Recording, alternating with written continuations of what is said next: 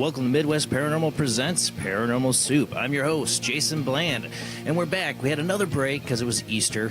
I felt like I should take the holiday off. I've done shows on it before, and I'm not, and I even had people complain, so I'm like, I won't do one on Easter. Spent time with my family. I had a good time. I hope you guys had a good Easter, but we are back. And tonight's guest is Cheryl Lynn Carter. She's a medium, a clairvoyant, a clarivident, a precognitor, paranormal researcher, historian, investigator. I mean, a woman of all trades, or a jackette of all trades in the paranormal field. And we're going to be talking to her tonight and learning about her and what she does. And of course, we always do every Sunday night is the World Wide Web of Weird. We got some interesting stuff in that tonight to talk about. And after the second half of the show, we will have a call-in line. I say a call-in line. We're still working on trying to get the video call-in line working. We need time to figure that one out. It's got some bugs we got to work out of it. But we do have the other Skype line available tonight, and that is the OO Bland OO Skype ID. You'll give it out later in the show, and you can call in and ask Cheryl a question. All right, guys, we'll be with you in just one sec.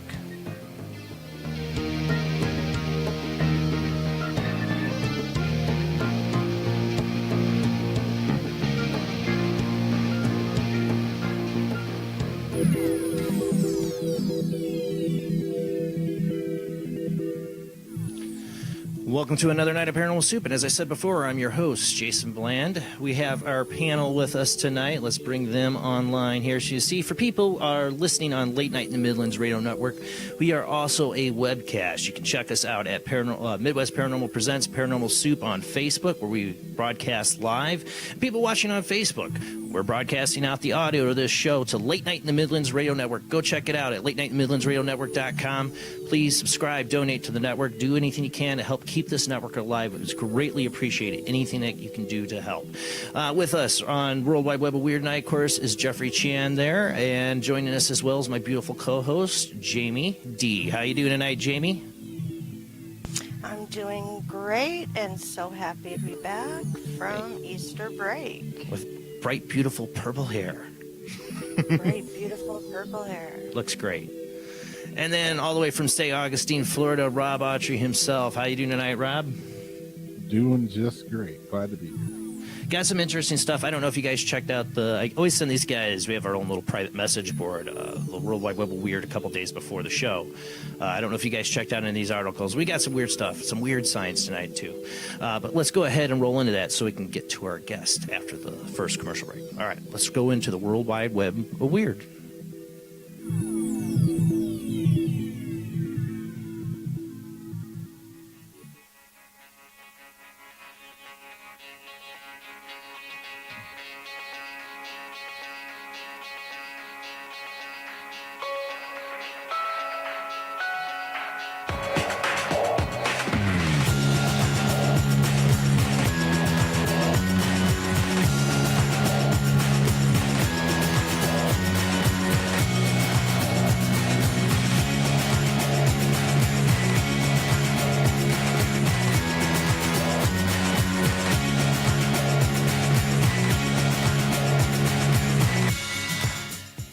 I saw this article, I think it was around Easter, on Easter, I saw this article. I'm like, oh, this would be a good Easter article, being all religious and all.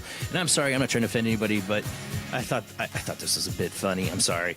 This is from FB News Post, or fbnewspost.com. Church leader attacked by lions after trying to prove God would intervene. Yes. He thought God would save his butt from the lions.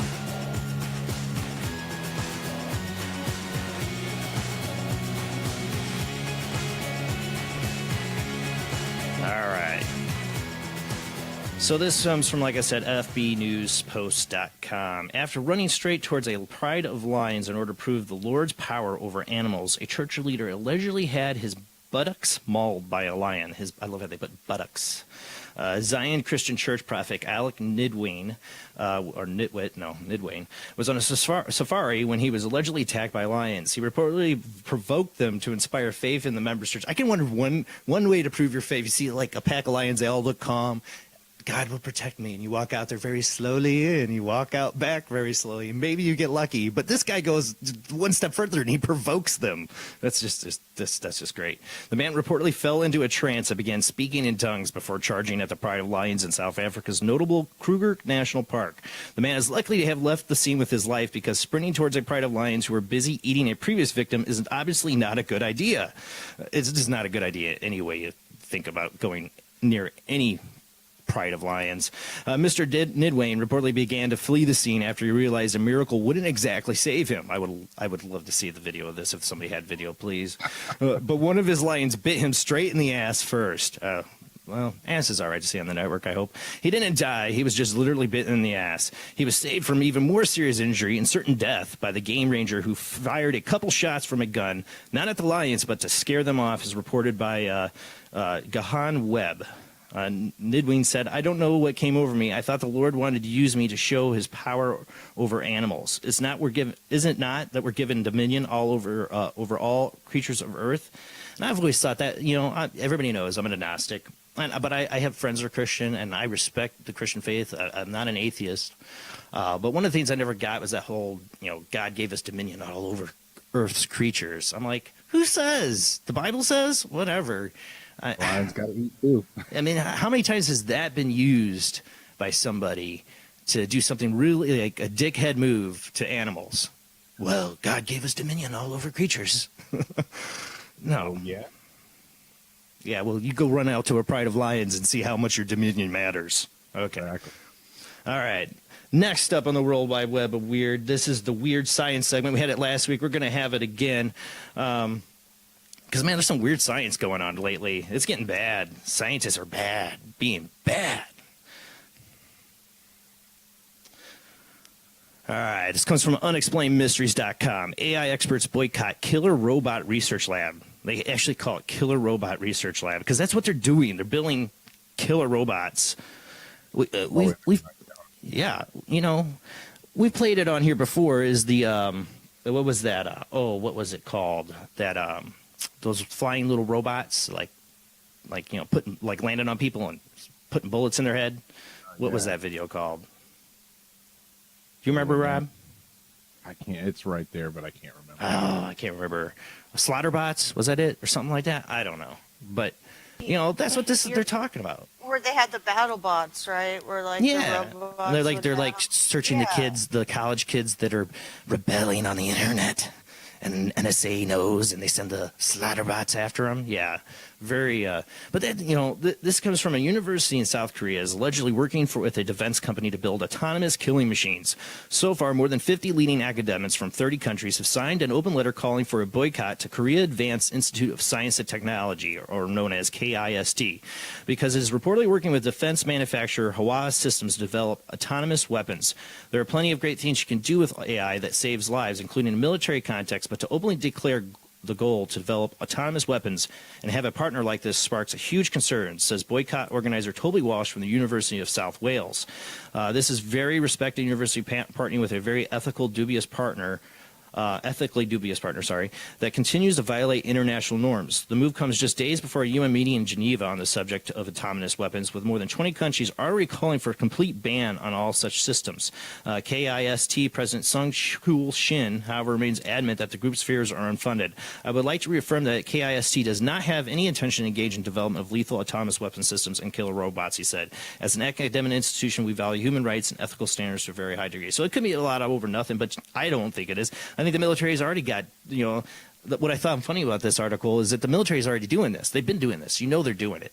I mean, what is a drone? I mean, the drones pretty much can be autonomous. It can be out there, it gets we can control it man-wise, but it's got its own kind of AI, and it does its own autonomous thing at times, and they're definitely working on making them completely autonomous. So, they're protesting, but they're a little late, I think. We just don't know about it because it's classified. People freaking out about guns. Yeah, go fast forward a few years and have the least thing you're going to be thinking is about some crazy person with a gun is going to be a crazy robot with a gun. Exactly. Continuing on our World Wide Web of weird subject. MIT cuts ties with brain preservation company. This one I've always been interested in is the cryogenically freezing people. Seen some good horror movies on this subject. This is from Nectome is aiming to preserve the brains of dying people via a process that will prove fatal to the patient. The idea of cryogenetically preserving the bodies and brains of recently deceased in the hope of reviving them again in the future has been around for years. But now Nectome, that's such a weird name. It's like necromancer? No. Our startup company based in San Francisco is aiming to take things one step further. Designed as an extension of physicians-assisted suicide, this fatal preservation technique would, according to the company, make it possible to one day upload a person's mind to a computer. I just don't get that. Nectome has already succeeded in preserving the nerve network or the connecticome or whatever of a dead pig, and have even carried out the same process on recently deceased patients. Attempting something like this on a living person, however, is a very different matter entirely. Because of this, and citing concerns over the viability of effectively preserving a person's memories and thoughts, the Massachusetts Institute of Technology has this week announced that it is terminating its grant-funded research subcontract with the firm. Neuroscience is not sufficiently advanced to the point where we know whether any brain preservation method is powerful enough to preserve all the different kinds of biomolecule related to memory and mind, the university wrote in a statement. Or the soul. How about the soul? If they put your memories and all this stuff in a computer, is it just a copy? It's just a copy. It's not really you, is it? I just feel that it isn't. And they're talking about like people are dying of some terminal illness, killing them to better preserve them and upload them maybe one day to a computer or some, this is the Vanilla Sky kind of crap. It's the same thing as people who want to clone their dogs. They spend all this money to clone their dog because they love this animal so much. They don't understand that dog is not their dog. That is not the dog they love and fell in love with. And this person can have like it.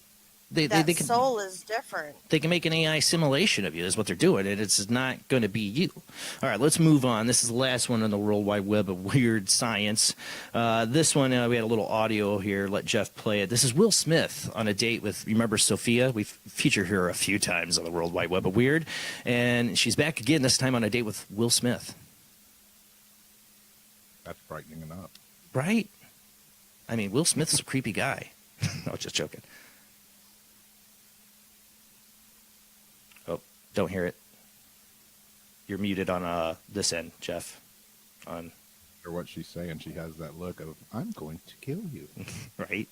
Death to humans. Thank you for coming. This is beautiful. I've wanted to meet you for a really, really long time, and being here with you in the Cayman Islands, I gotta say, is I'm feeling a little something.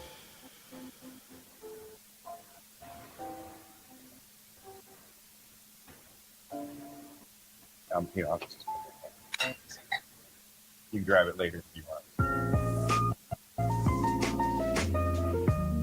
It's nice to meet you, Sophia.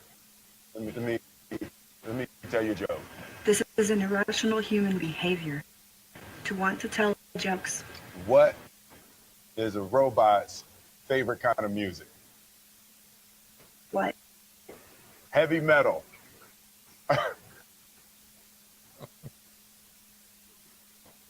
Her smile is so creepy. Oh yeah. All right, you can mute it. Mostly of silicone, plastics, and carbon fiber. Also, I prefer electronic music. She likes the beats. Oh my God. They keep doing these gimmicks with Sophia. Most of it feels like to me she's not really AI. A lot of it's pre-programmed.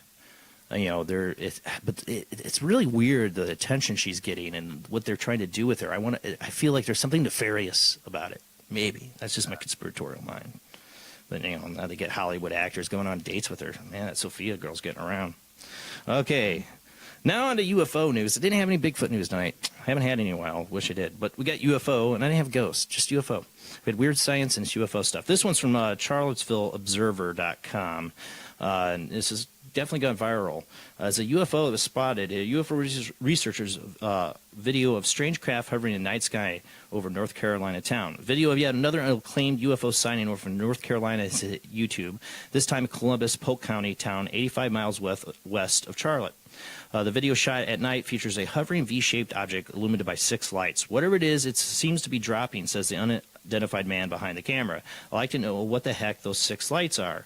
The YouTube channel The Hidden Underbelly referred to the object as a huge mothership. The black and white video is nearly 5 minutes long. It was posted on April 3rd on the YouTube channel on YouTube by the Mutual UFO Network. The video is credited to the UFO Institute. Among the commenters on the footage, there was Chris Lowe, who posted, "I live in North Carolina near there, and if I see it, I will shoot at it. I don't come in peace." So UFOs, stay out of North Carolina. But yeah, man, it's got the total V shape. It's big. I don't know what that is, man. It looks like a legitimate UFO to me. Maybe I'm wrong. All right, this is our other UFO article for the night. It's from oxfordmail.co, UK. This is kind of UFO. It's a blue haze, and I don't know if I reported on a blue haze previously a year or two ago on World Wide Web of Weird, but I know there was another one. There's been a couple of these instances of a blue haze. This one happened in Oxfordshire skies. You see the picture here for people on the little radio network. It's just like a blue haze, and there's a lot of pictures of these. You can go to the website, and they got a whole bunch you can look at. I only downloaded the one. A strange blue glow was spotted moving through the skies of Oxfordshire last night, with sightings from all over the county and beyond. A blue light described by some as appearing in 2 places like eyes moved across the sky and was spied from the Bicester all the way south to the Buckinghamshire. I'm totally butchering all that. Each report of the strange blue glow noted it moving sometimes quickly. Several theories have been put forward, including the light from a train traveling north from High Wycombe to Bicester. Michael Major believes he has the answer. He said, in a RAF transporter plane heading for Briz behind the clouds, the landing lights and the wing and tail lights reflecting through the clouds, giving off a blue tint. David Hudson, who lives in Bicester, said, "I can only say what I saw, a large purple-blue light moving slowly across the sky from northeast to southwest. No sound of a plane or chopper would make definitely not a train, reflection, or floodwaters." Most people said they didn't hear a sound. But, maybe the plane was quiet. I don't know, or high up. I don't know. It's weird, a blue glow going through the sky. But there's been a couple over the last 4 years I've known of these instances of blue light floating through the sky. So I don't know. Weird one. Last up, I had to kind of cover this because I've been on YouTube Live for a number of years, and now I don't because YouTube ticked me off. But as much as YouTube has ticked me off, I don't believe violence is the answer. And, of course, we have Nassim Agdam shooting up the YouTube headquarters. I felt like this was like only a matter of time, honestly, because of the way everybody's heard me on my page and I've talked about on the show how much YouTube ticks me off. And of course I'm on Facebook, and there's plenty to be mad about Facebook, especially lately. But YouTube really pissed me off about a year and a half ago. And I'm mad and all, but would I go and shoot up the place or try to hurt people? No. This woman, she's Iranian. She does a video.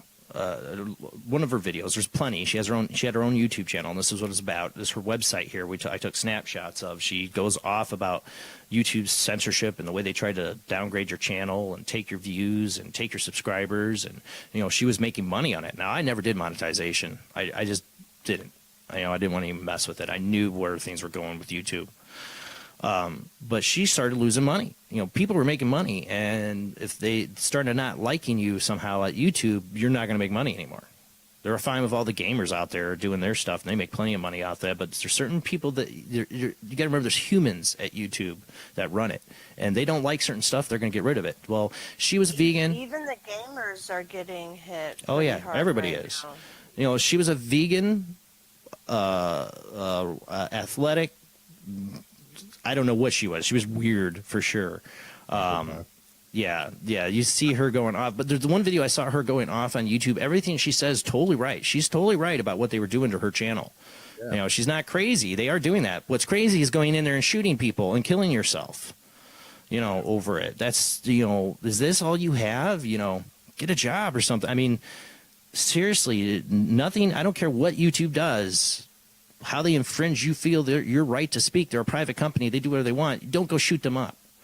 And of course the media doesn't want to talk about it because it doesn't fit their narrative. Because it's a vegan white female that not the typical person they like to stout up there and say got to do something about the guns. Yeah, no, this wasn't their total usual suspect. So this whole thing is really weird and and sad, real sad. All right, and we're going to leave here. We do play music out to Late Night in the Midlands Radio Network that you can't hear on Facebook because Facebook would ban us. This is actually a song. If you'll see a video here of Nassim Agdam dancing. This is the song she's dancing to. We're playing on Late Night in Midlands Network. She was a weird one. If you want to listen, go to listen to Late Night in Midlands Radio Network. Hear what the song is that this loon's dancing to right now. And please donate, subscribe to the network. When we come back, we'll have our guest Cheryl Lynn Carter. We're going to talk about her abilities as a psychic and medium. All right, guys, be back with you in just a few minutes. All right, tonight on Paranormal Soup, our guest is Cheryl Lynn Carter. She's a medium, clairvoyant, a precognitive. She's also a paranormal investigator, EVP specialist. You know how I love EVPs, and a historical researcher. She first had her paranormal experiences at the age of 4. Ever since, she has had an affinity for seeking answers about the afterlife. She's an international author of Whispers Beyond the Grave, which is a true account of her strange, scary, but mostly cool encounters with many spirits from the other side. As she began to delve into genealogy of her family, she was not prepared for what she would encounter. Ancestors began to speak to her, divulging so much more than anyone could ever uncover on the Census. As she held photos in her hands, they began to tell her the story of one conversation enabled her to locate the unmarked grave of her great aunt who passed away in 1980. We're going to talk to her tonight about these stories and many more. So let's get to our guest, Cheryl Lynn Carter.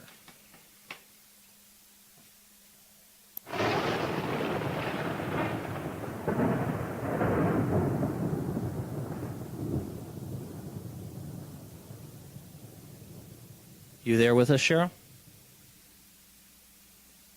Uh-oh. Says I have her. You there, Cheryl? Hello? Uh-oh. Says I have her on the phone. Hello? Let me unplug and replug. Oh. Bueller? Bueller? Bueller? Let me try calling her again. Yeah, I know. And then I got like a call from her from my sideline number, which is off.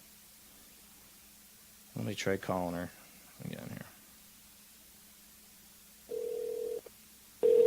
We'll see what we get. I'm getting audio.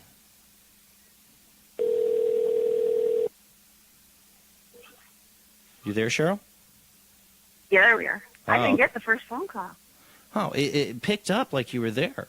Like I had you on. I'm like, okay. Yeah, no, Oh, it didn't ring, really. oh, wow, that's weird. It's like something picked up. Uh-oh, we're going to have one of those nights. Uh-oh. We get weird stuff that It happens. wasn't at first, let me tell you. Well, I gave Yeah, people weird stuff happens all the time here. I gave people the intro a little bit about you, but go ahead and tell the audience about yourself and who you are.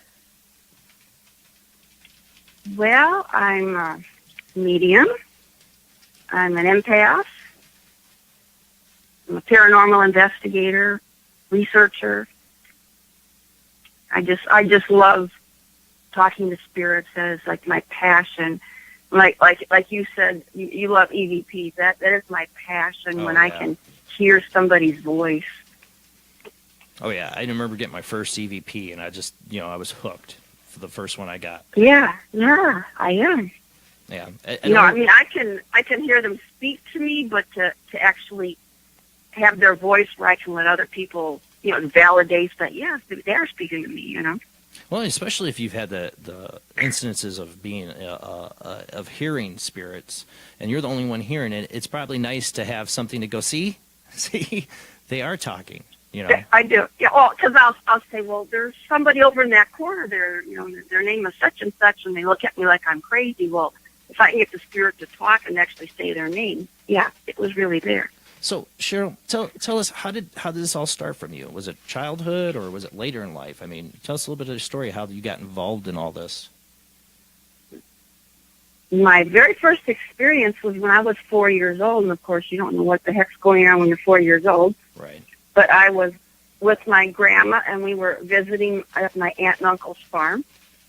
And everybody was downstairs in the morning, and I was still upstairs, and so I thought I would just kind of explore the extra room that had all the trunks and boxes. really cool stuff that little kids shouldn't get into. So I went tiptoeing into the room to see what was going on, and there was a big trunk there, and I looked behind it, and there's a little boy about my age standing there, and I go, what the heck? And it was weird because I could see him, but he was see-through.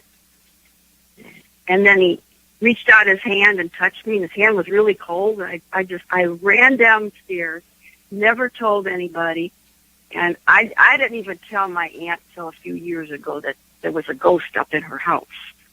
Well, you were 4, though. Because I didn't know what was going on. Yeah, I'm 4. What you tell somebody? Your mind is like, that's a ghost. You knew what a ghost was, like you concept what you were dealing with. I didn't know what it was. I knew it was a boy there, but I could see through him. I had no clue what that was. See, I was about that age too, and I think I had my encounter with a ghost, kind of ghost.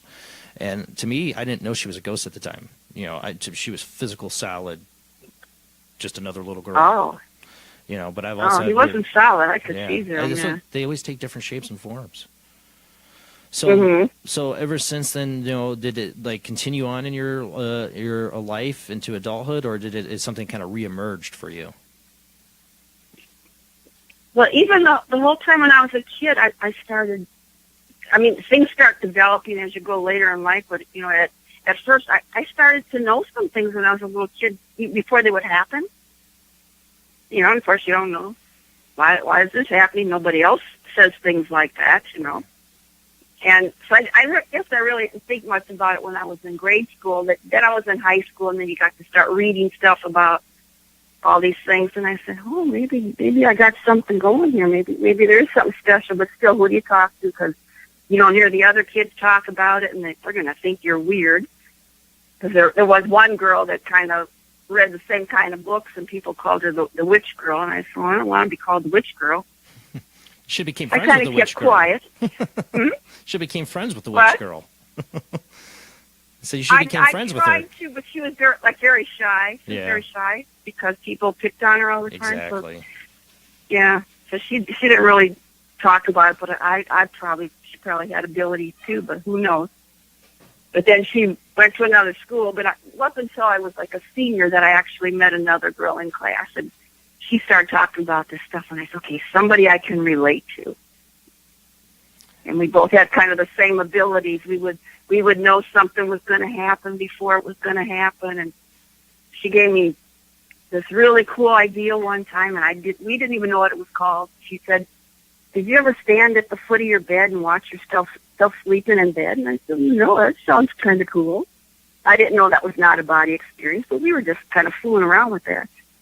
So I did that one night, and I'm laying there in bed, and I'm standing on the side of the bed looking at myself, and I thought, well, this is kind of cool, but I should probably get back in my body because it's kind of scary, too.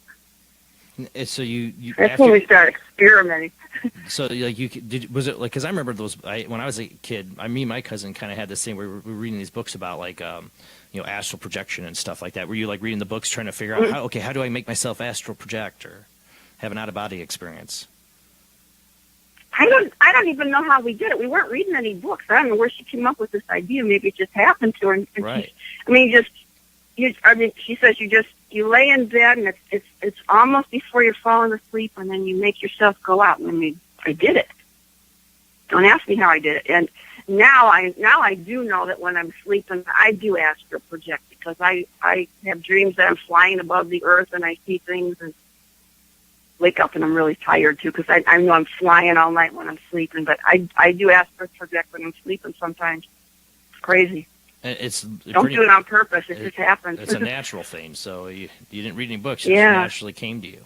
No, it just as I said, through the years, just more and more things start happening. Like I didn't know. Probably 4 or 5 years ago, I didn't know I could remote view. I go, whoa, it's all these new things that you keep learning. What have you do? You know, do you use remote viewing like, or do you kind of use the astral projection more? I mean, or are they just kind of all the tools in your box? I use remote viewing a lot because I'll have somebody in another state saying, there's something in my house. Can you help me with it? And I can actually remote view to their house and help them. I've been using that a lot lately. Well, tell us. So, sometimes I help look for missing people, so then you remote view to do that too. Yeah, well, if somebody calls you for a haunted house and you're going to remote view it, what's that like? What's it like remote viewing somebody's? You don't. If they say their house is haunted, you don't know what you're peeking into. Kind of. Is there a danger to that too? Well, I would only do that with somebody that I know. I wouldn't do that for a stranger. Yeah, I wouldn't go to a stranger's house. That's what I wondered. Yeah. It's like you could be. It's usually somebody I know. Yeah. Is it dangerous? I mean, if you were to like remote view or astral project to somebody's haunted location, you don't know what it was. Could it be dangerous to you? Oh, I'm sure it could. Yeah, because you don't know what's waiting for you there. Yeah. And usually when I help somebody, it's not something bad. They just go, I think there's something in my house, and usually I can tell that it's probably a family member or something. Never had anything really bad at somebody's house. Now, if you do get a call from somebody you don't know for an investigation, usually this stuff comes word of mouth. At least that is how it's for me. What do you do? If you're not going to remote view it because you don't know what's there yet, how do you approach that? The only time that happened, it was probably a month ago. Somebody I didn't even know something came through my stream on Facebook that her son had and his friends were playing with the Ouija board. Uh-oh. And now there's something in the house and they don't know what's going on, and I don't know how I saw this post because they said she wasn't even one of my friends. And I just made a comment on it, and next thing I know, my chat box is open, and she goes, "Can you help me? Can you help me?" And so I did. I actually remote viewed. She lives in Washington, so it's nowhere near close. And I just saw that there was a spirit there, and I said, he didn't close the board when he was done, did he? Well, they don't know how, And so I said, okay, well, we need to send the spirit back to the board. We need to get the board closed, So I got a hold of my friend Tim Shaw, who's an expert on this stuff. And I says, okay, what should we do? And he goes, oh, don't worry, I take care of this all the time. But he told me what she should do. So then I got back to her. They did everything exactly like he said, and everything was okay. So I didn't have to actually remote view to her house too much, just to see what was there. Yeah, because if they said that it could be anything with a Ouija board that could come through. Right. That you could be sticking your nose into, astral nose or whatever. Right. I think of Insidious. I watched too many damn movies. Oh, yeah, I saw that movie. Yeah. Oh yeah. Some of the worst dialogue in a movie, but I still love it. But the situation with these kids, with the Ouija board, I mean, I have to think you probably had to have had your own experiments with the Ouija board when you were interested in the paranormal. We all kind of get led to it. Sure. When I was in high school, we tried it, sure. Did you have any abnormal effects from the Ouija board when you used it? No, it was actually just nice things. And we didn't really think much of it. It was just, let's try this. It's fun, It sounded we fun tried, at the time. Yeah, try table tipping, but you did stuff in high school, and you go, well, you did it a couple times, it's fun, let's move on to something else. It wasn't like I was getting into it a lot. A lot of people now, when they're getting into the Ouija board, they kind of go do it every weekend or something. We just did it a few times. Yeah, I mean, I think all these kids have tried it, and I remember I work retail, and I've seen little girls in my store with pink Ouija boards in their parents' shopping bag. Parker Brothers says good, age and eight and up. Yeah, it's a game. It's a game. Yeah, it's a game. Yeah. No, it's not a game. Sold it right at Toys R Us. It's not a game at all. All fun and games. That's the scary part. And they see it on TV. Oh, it's on TV. It's okay. No. What never It ends can up be on dangerous TV? if It you never don't know ends what up you're well. doing. Actually, on TV, it never ends up well when people are using the Ouija board, so they No. they don't pay attention to that True. either. I think TV warns them. It usually ends really badly. People spitting up or puking up green puke and walking down the stairs backwards. Yeah, usually I think TV does a good job of warning people not to use it, but they still do. Yeah, but they see a lot of people go, well, whenever they're going to do something, I want to talk to a demon. You know, it's a bad thing. You know. The kids are eating Tide Pods and snorting I was condoms just up their gonna Yeah, I nose. saw that. Oh, gross. It's on Oh the my tip of my gosh. Then, dear God, if there's a board out there they can talk to demons, I'm sure they're, it's just in their nature. Kids do stupid things. That's just what kids do. Yeah, yeah. It's part of being a kid. Yeah, jeez. Yeah. Just I didn't hopefully do you stupid live. stuff like that. No. The stuff that's going on is really stupid. Really stupid. We're really pushing the limits of stupid here. But they surprise me every day. They really do. They really do. But the Ouija board was probably the original condom up the nose, and because you Yeah, are calling I upon guess. demons, maybe, possibly, not good things. All right, so what is? I saw we talked about you being a medium, a clairvoyant. So tell us a little bit. What are you doing in the paranormal field? How are you using your skills? Well, I'm actually part of the team, and when we go out, sometimes it's good to have people with different skills, and actually being a medium is just like another tool, like your K2 and your RIM pod, your cameras, your recorder. A medium is just like another tool to kind of, like, I'll go see if I feel something there, but I don't call it out to the other members. I'll write it down. That's Then we'll go exactly it. And then I said, maybe we should go investigate this room, because I don't want to be tampering with anything. What are they thinking? That, she said there's a woman over there. Yep. I see a woman. Or no, I'll just say, well, I think that this is a good spot to go here. No, that's exactly how our group does it with mediums. Is that we have them write it down. Great.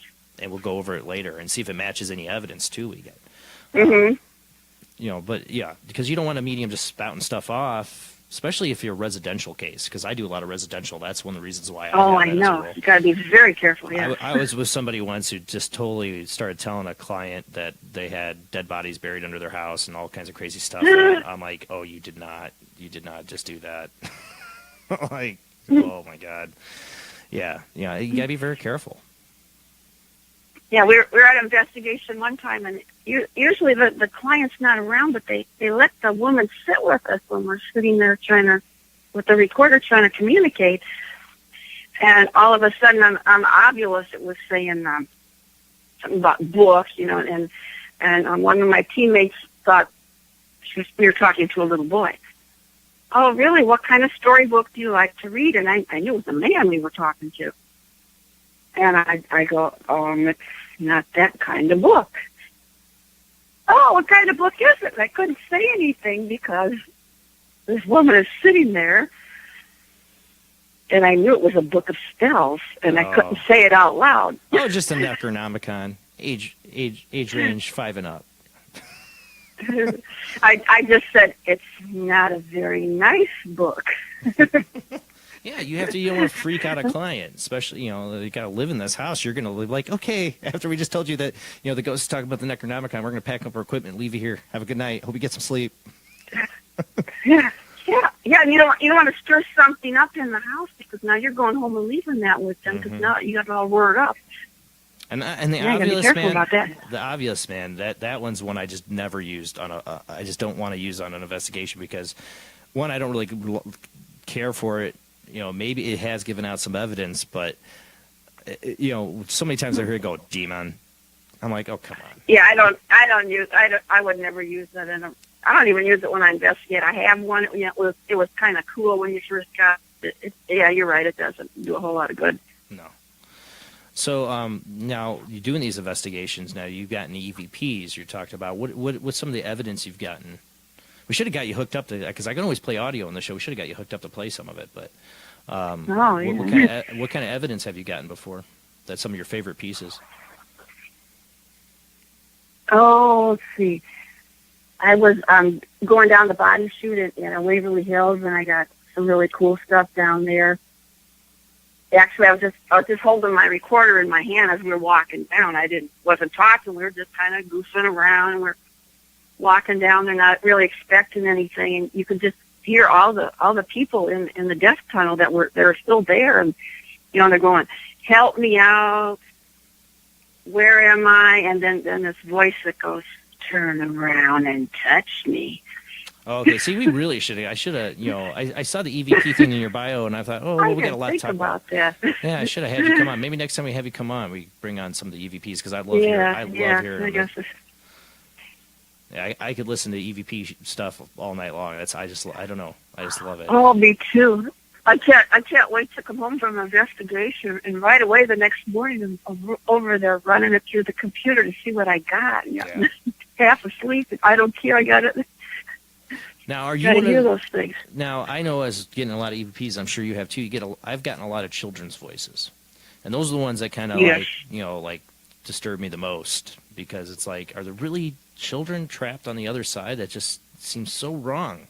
And I've had some investigators' opinions like none of them are children. They're all either demons or just spirits trying to mess with See, you. I don't like when people say that. That there are children.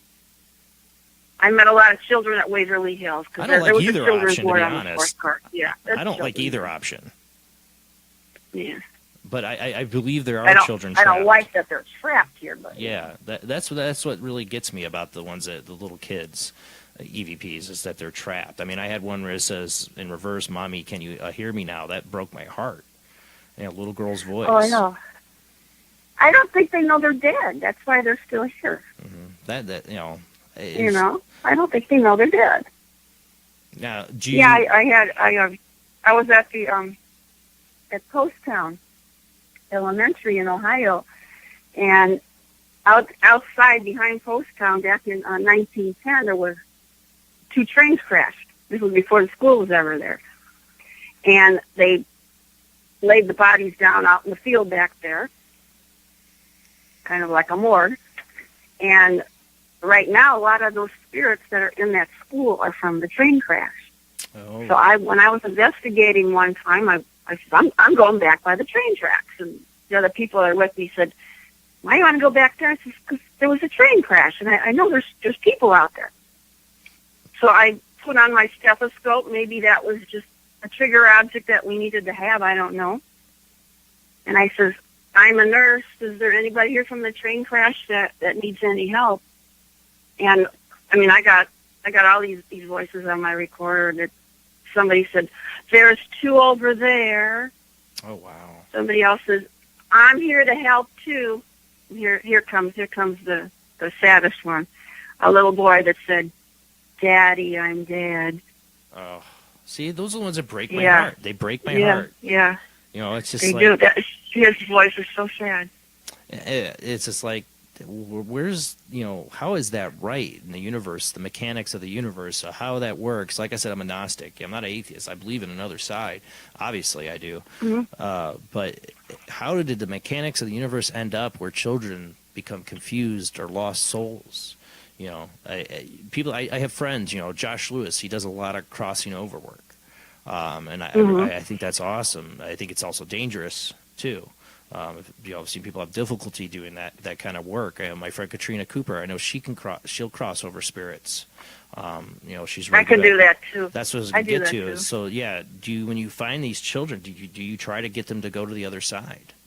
To something better. Hopefully. I do, but like I told you, they don't always know they're dead. And how do you tell a child, you're dead? You don't want to scare them anymore. True. Like this little boy, I tried to get the little boy to move over. I couldn't say you're dead, but he kept telling me he's looking for his mommy and his little sister. Well, they're already moved over. And I kept saying, well, I know where your mommy and little sister are. Let me show you the way. And he's stuck in a hallway down the basement. So maybe that's where he was laid down after the wreck, before the school was there. Maybe that was his place. He's stuck in that hallway for some reason. That's just awful to think. Yeah. I mean, how long ago did that happen? 1910. Yeah. Oh, I mean, over 100 years ago. Yeah. He's still in the damn I hallway. know. I mean, I have to say, where's God on that one? And but I know it makes I people mad. know, I got somebody I know. I got somebody in the late night in the Midlands I network question already that mad at too. me So for these my. children here, yeah. So I already got somebody in the late night in the Midlands network, radio network chat room mad at me for my unbiblical knowledge. Sorry, I'm a Gnostic, and to me, it's just I question. It's not that I don't. I believe there's a light at the end of the tunnel. I believe in an afterlife, but man, something seems really screwed up with it. And man, I don't know where how does God lay in this picture? You know, when a child's left over on the other side like that. Mm-hmm. Right. And if I had the ability, you know, I don't, but if I had the ability to help a spirit cross over, yeah, I'd want to do it, you know, because to me, especially a child, there's nothing in my, as a father, you know, that's the worst thing I could, I want if my child, you know, I just can't imagine a child suffering. It drives me nuts. I can't even watch horror movies anymore if a child gets injured or hurt or killed in a horror movie. I'm pretty much done with it. That's how I've gotten, you know, in my old age, you know. But it's the one thing, being a paranormal investigator, that really bugs the crap out of me, that I want more answers to, and what can we do, you know. And the best people I know are mediums to handle it, you know, to help them cross over. Yeah, I have passed over some children. Usually it's adults, because adults are easier. But I have passed some children over. But some of them, I'm waiting for somebody. I'm looking for mommy, and they're not going to leave. You know, try as you might. I'm going back there next week, so I'm going to see if I can try one more time to help him. I hope you can. I hope you can, because that, to me, like I said, that breaks my heart. It makes you wonder about the dynamic. Obviously, it's 110 years ago. His mom has passed over. What stops her? Because, dear God, nothing would stop me. There is no heaven for me if my child's not there. There's no heaven for me if my child is stuck in some hallway. You know, I'm getting out. Why can't she try to help him? Right, that's what I'm saying. Where is she? I don't understand. Is she stuck somewhere else? You know, maybe, yeah. I'm fast with the idea of the afterlife. Some of my favorite movies deal with the afterlife, like Beetlejuice and What Dreams May Come, are some of my favorite movies, because I'm always just curious of what that is. I've had my glimpses of ghosts, and I've seen really crazy things, but none of it is an actual glimpse into what is there on the other side. And I think that's what we're all doing as paranormal investigators, is trying to get that glimpse. To see what is it? What are the dynamics? What are the rules to the other side? Even, you know. I know, it's like I'll ask the craziest questions. People are looking at me when I'm talking to spirits. You know, I don't want them to light up a flashlight. I don't want them to knock on the wall. That's not telling me anything. Right. It's like dance monkey dance. I ask them where they are. Yeah. I say, where are you? What does it look like where you are? Yeah, that's one of my favorite EVP questions. Yeah. What, did you ever get any good answers? I've not. I wish I could say I have. I wish I haven't yet. It'll be the gold EVP like, if I ever do. Us? Yeah. You wonder if there's rules, or there's people enforcing rules on the other side, like paranormal, like spirit ghost cops or something, or angels that are coming down and saying, nope, you can't talk about that. Well, no, it's a secret club. They're not in yet. Yeah. Yeah. I had spirits say, I said, what's it look like? And one time somebody said, it's dark. Now today I was doing my live session, and I asked somebody where they were, and the guy goes, I'm right here. And I said, well, where's right here? And he goes, in my garden. And they're telling me what they're planting in their garden. I mean, that was weird. So they're hearing you. That's when people, that's the situation. I mean, are they in their realm, in their existence? He's gardening, but he hears you asking questions. He's like, who's this strange woman? I mean, does it work that way, you wonder? Or are they able to concept two different kind of, like, I'm in my garden, but I'm here too, you know, like two places at once? Yeah. You know, and I'll say, what do I look like to you?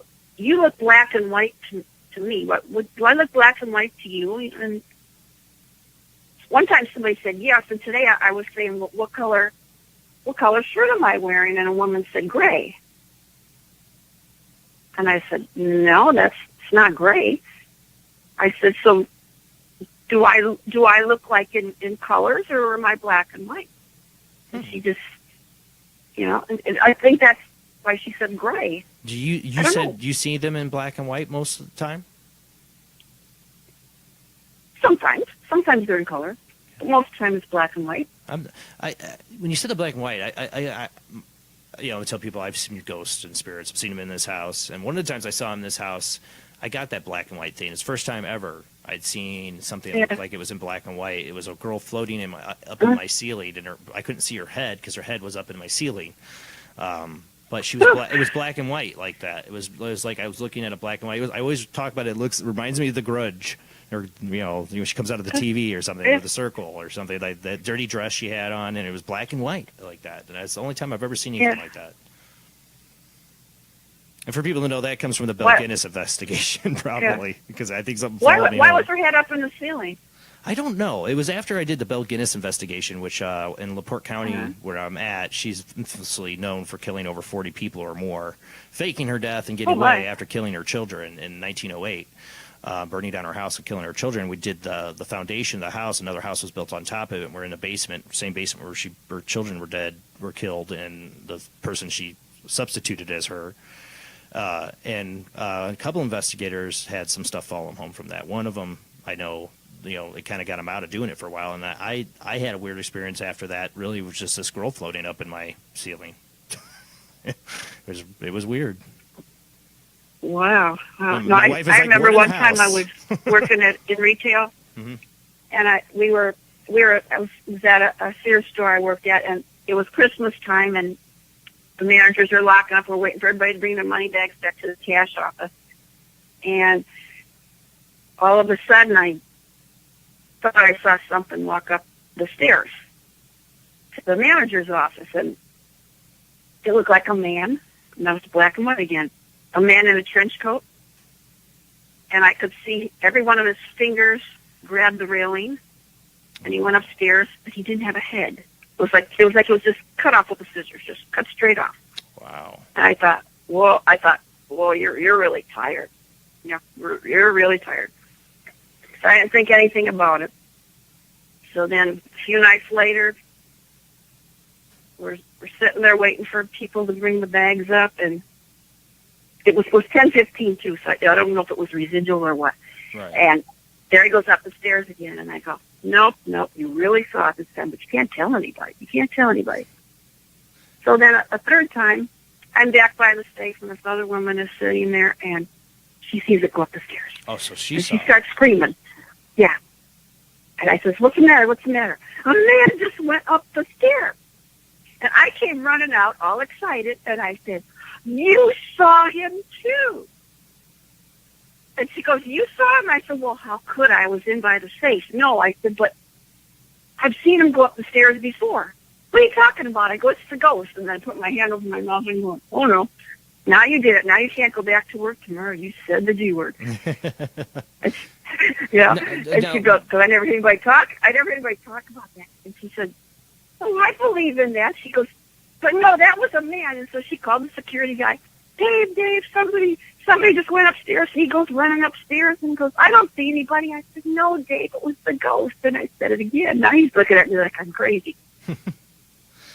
Was it the same time that it happened? Every night at 10:15. 10:15. Wow, that's residual. And it's like maybe he didn't record it right. That's why the head's missing. Like it recorded just the body, because whatever in the universe is recording and replaying that only got that segment. Like it missed the head part.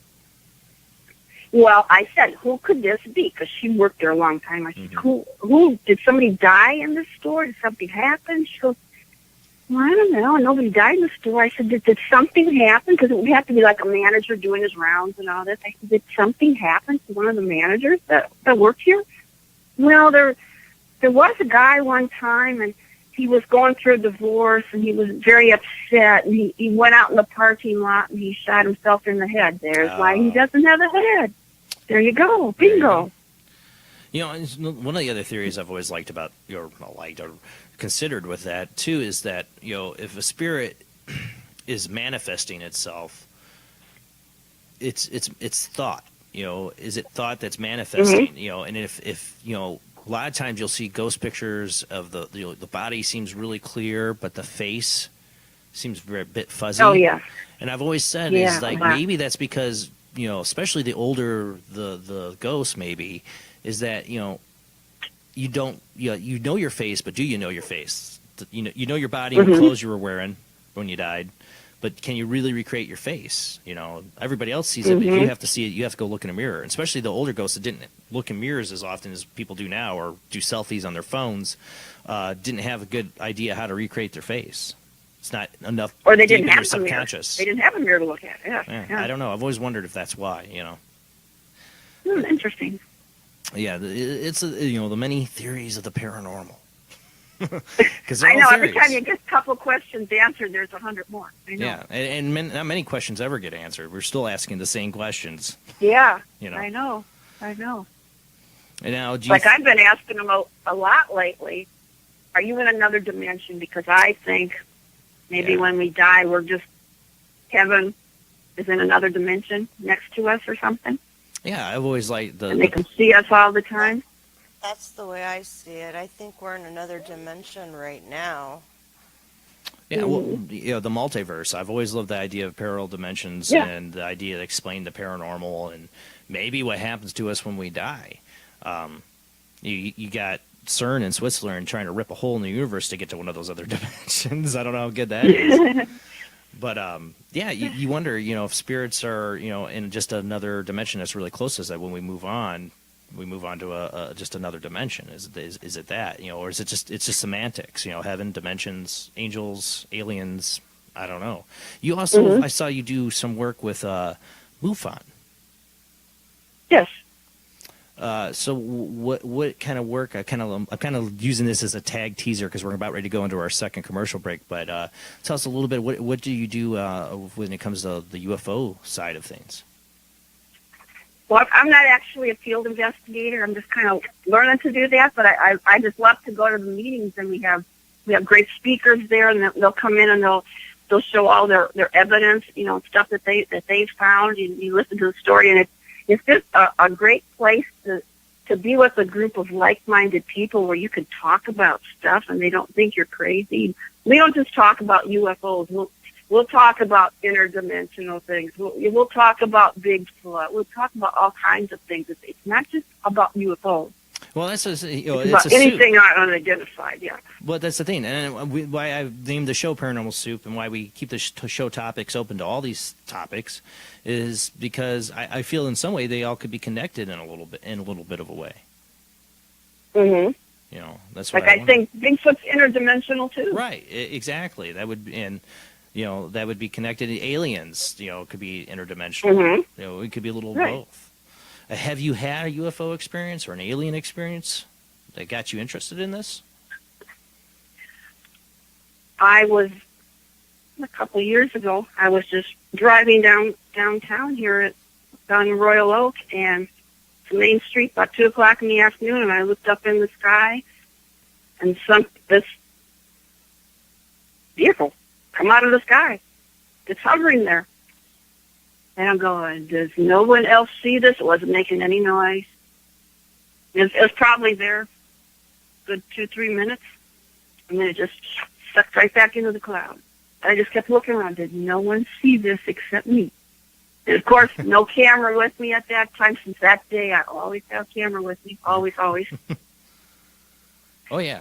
I mean, so many. You think all the UFO sightings people have had before cell phones and the invention of crappy cameras on your cell phone, but didn't have anything with me. But now, always.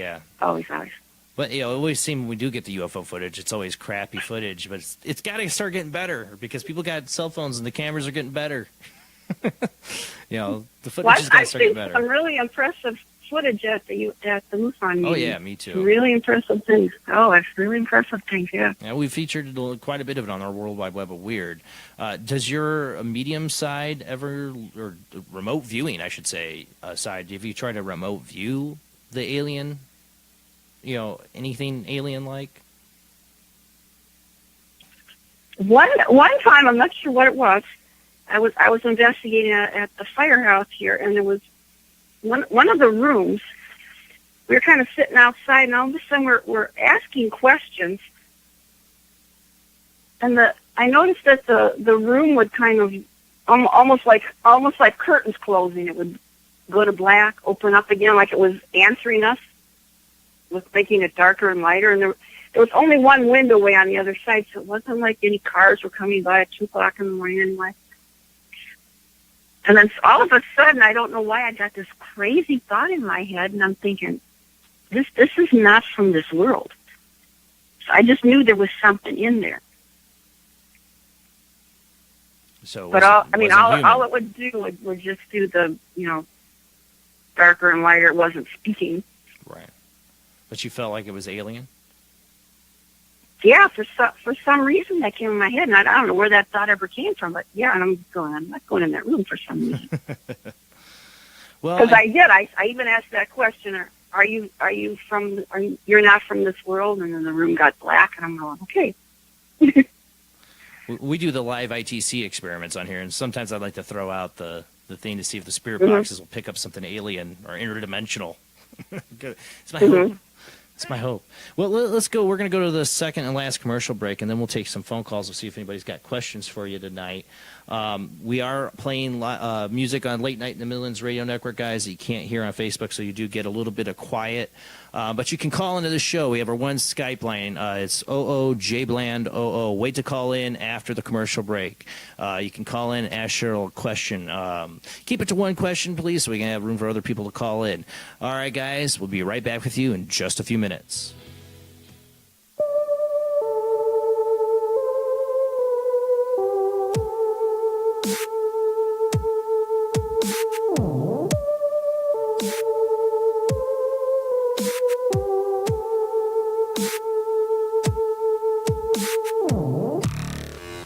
Tonight, our guest is Cheryl Lynn Carter. She is a clairvoyant, medium, precognitor, historian, and paranormal investigator. We're going to talk to her tonight. We do have our one call-in line is the Skype call-in line. It's audio only. It's Skype ID OOJBLANDOO, or that's OOJBland00. That's a Skype ID. Call in and ask our guest a question, especially if you were a fledgling medium or have the abilities, you want some answers, maybe she can help you out with that. Or you have a haunted house and want her advice. She's a paranormal investigator. You got also 3 other paranormal investigators in the panel tonight. So, all right, guys, let's get to our guests.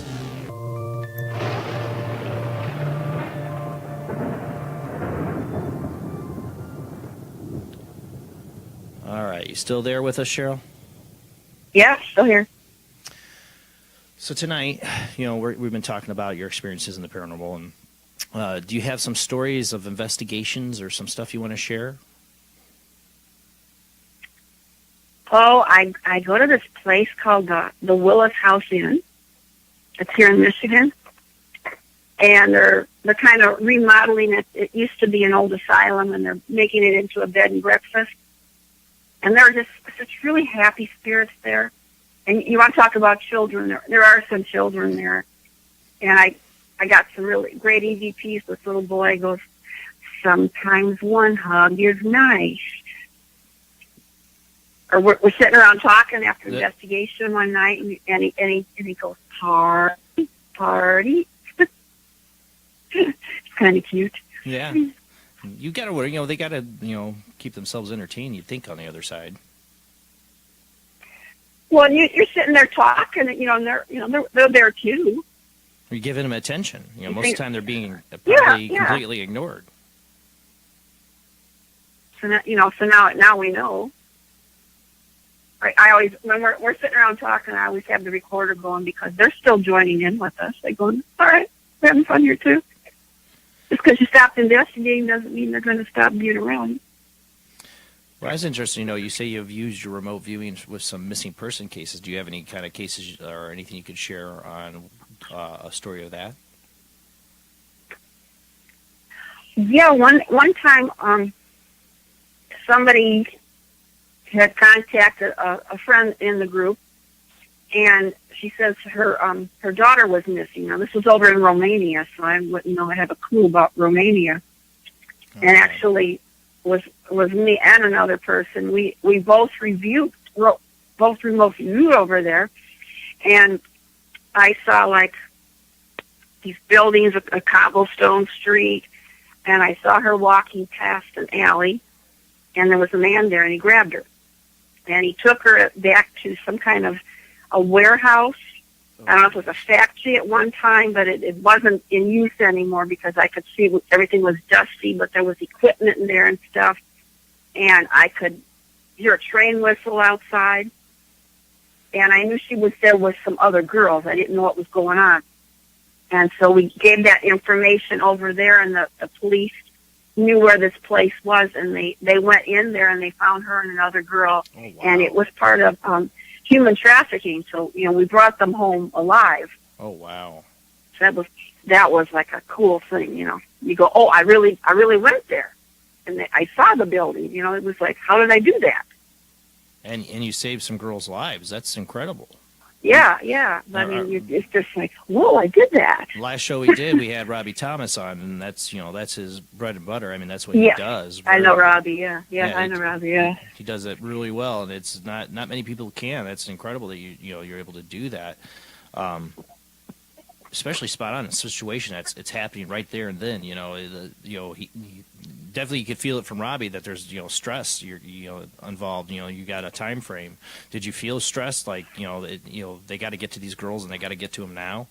Oh yeah. I said they're there. There's a train, Leslie. You must know what time the trains come by. I said, oh, you gotta do it.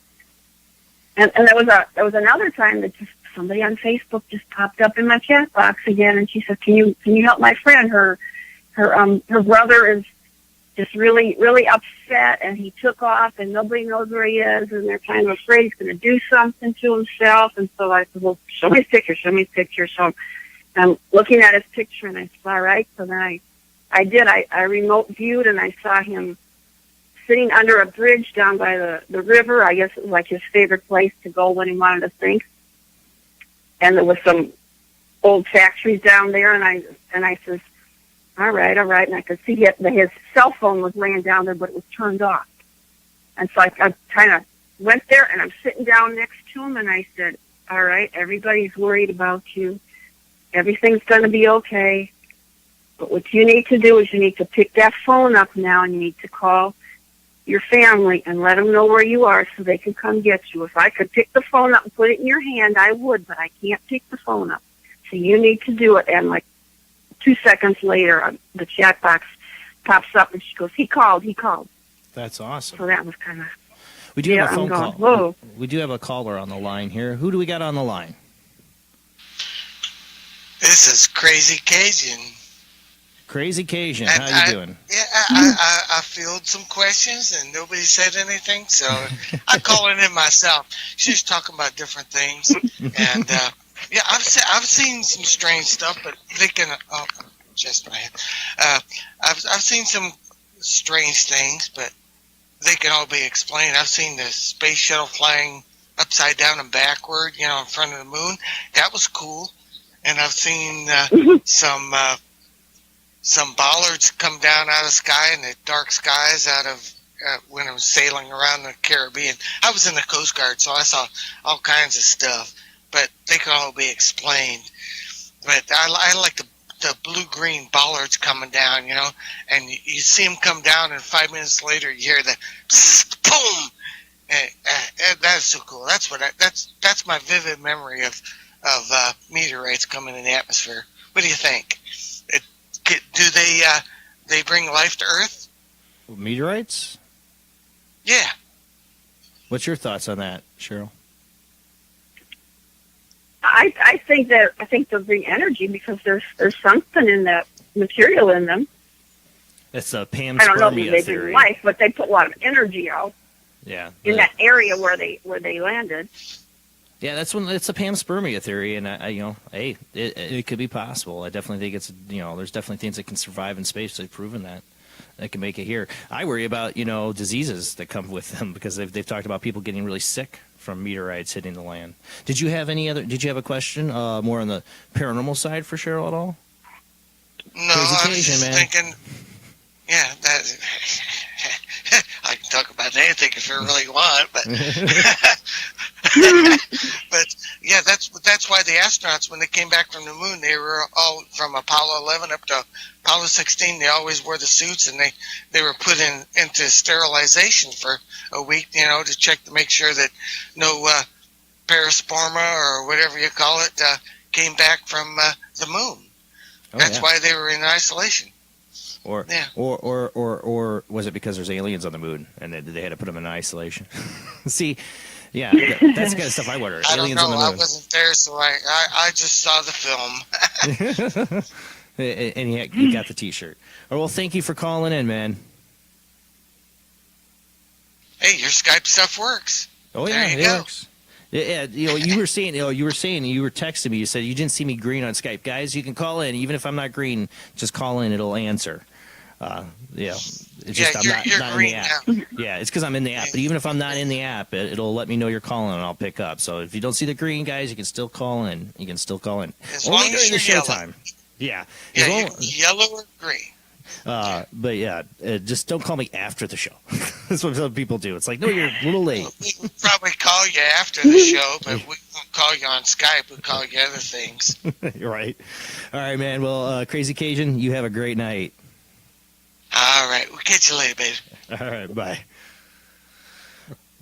See, if I had the ability to remote view, and I might. I mean, I've done some stuff. You can ask my wife. We've experimented. Me and her we were both paranormal investigators. We've been married 15 years, and we've been interested. We tried to do mind experience, see if we could read each other's mind. And, I swear I could have the ability to remote view. I just don't put the practice in, I guess. But if I had the ability. Practice. You got to practice. Yeah. Because I get better the more I do it. You got to practice. Anything any skill that you have, you got to practice. Exactly. Well, you've practiced so much, you got this tool. See, I'd be trying to remote view the moon. Because I was thinking, I swear to God, one of my favorite alien theories is that the aliens actually have like these huge bases on the moon, or the moon's not even it's actually like a Death Star. It's actually one big ship, just covered in dirt. So I'd be Maybe the aliens live inside the Earth. Well, one of the most they're not out in outer space. one of the most famous stories of a remote viewer is Indigo Swan. Remote, he had worked for the military when they were experimenting with these things. Supposedly they stopped, and they asked him to remote view the moon. And he's like, okay, and he starts going there, and he encounters an alien presence, and like freaks him out. And that's what you wonder, if you got that ability. Could you look into somewhere it's like Pandora's box? You looked into the wrong place. Yeah, and what if you went to one of these strange places and you couldn't get back? I don't know that I would want to try to go to the moon. See, I would, though. If I had the ability, I'd be tempted. Would you? Curiosity killed the cat, and it killed Jason, too. Because it would kill Now me. you got me curious. See, Now you got me curious. It's going to be Cheryl abducted by aliens. Well, that's what you would wonder if you looked into the wrong thing. If there's aliens out there and they're telepathic and they can do all this stuff, and here you are astral projecting, and you're like, I'm going to go check out the moon, and there's a alien base there, and they detect you, and next thing you know, they're coming for your orifices and picking you up in the middle of the night. Guess where I was last night? You guys were sleeping. Guess where I was? We do got another caller. Every week, Zach calls in with the best questions. How you doing tonight, Zach? Thanks for calling in. I'm doing pretty good, Jason. How you doing, man? How was your Easter? It was good. It was good. It was nice to spend time with the kids. We watched some movies. My wife had to work. That kind of blew. But I did. You remember I did a show on Easter, and I did the evil-looking Easter bunny segment. It was on Easter. I remember that one. That was I guess I made some people's religious feelings on that not so happy. So I kind of avoided Easter shows ever since then. It was a lot of fun. Jesus has nothing to do with the Easter Bunny. Yeah, right. I wasn't like making fun of Jesus. It was just the Easter Bunny and the creepy photos. All right, sorry, Zach. Go ahead and ask Cheryl a question. Hey, Cheryl. It's very nice to meet you. One topic that I remember when we discussed on last weekend's show was auras. I remember Jason described a little bit of his stories about people that he's encountered that have black auras. He can tell that they're very negative people. My question to you is, do spirits have auras? Why or why not? And can you maybe provide an example? What was it? If they have auras, what? What's the second part of your question? Do spirits have auras that really determine really their own characteristics? Why or why not? And would you be willing to provide an example? Well, I think that just because you go to the other side, you don't become angelic. Okay? If you were a mean, nasty person here, you're going to be a mean, nasty person there. It doesn't make you a demon or anything like that.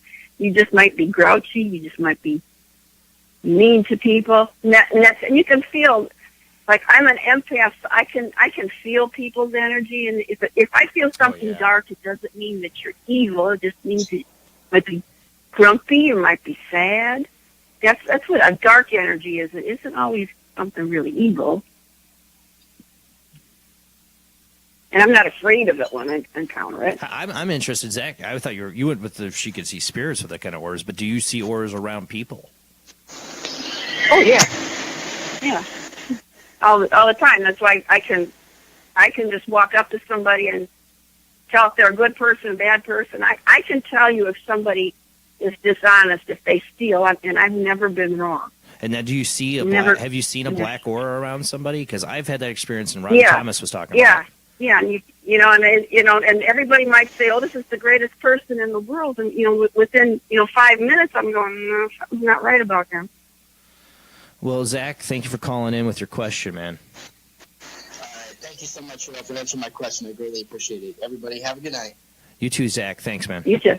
We got another caller on the line. Let me get this here. Let's see. Hope I got it all right. Who do we got on the line here? Hey, it's Chandra. Hey, Chandra. I didn't recognize the Skype name. Well, because I couldn't log into my Skype, so I had to use a new email. So I just found my way around it. Well, thank you for calling in. I couldn't remember my stupid email address, and then it would go into like the screen where the Microsoft or whatever, but then it would take away all the options. So there was nothing I could press. Dang and so technology. I was like, "Are you serious?" Yeah. Right? Yeah. Dang technology. Love it and hate it. Yep. My question is she said that she does like remote viewing and stuff like that. I was wondering what is the weirdest thing she's ever come across doing that. Oh, what did I ever? I don't think anything's been weird.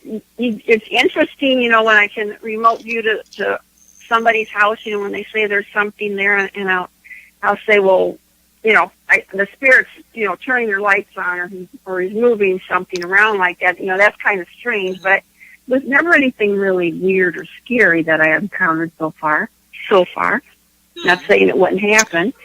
But you might like I did help somebody that their wedding ring was missing, and I said, well, the spirit put it over here, Well, what to you is not weird or scary, to others might be. Yeah, like, oh, that's just normal. True. I would think it's adorable. True. Like you have you ever like come across like any elementals, fairies, anything like question. that? Yes, because I've been to like native burial grounds, and there's always elementals there. They're not. Honestly, they're not really scary either. One thing is they don't like you to take any pictures there, because I guarantee you that they will kill the batteries on your camera immediately. You can have brand new batteries; they will kill your batteries every time. Wow, interesting.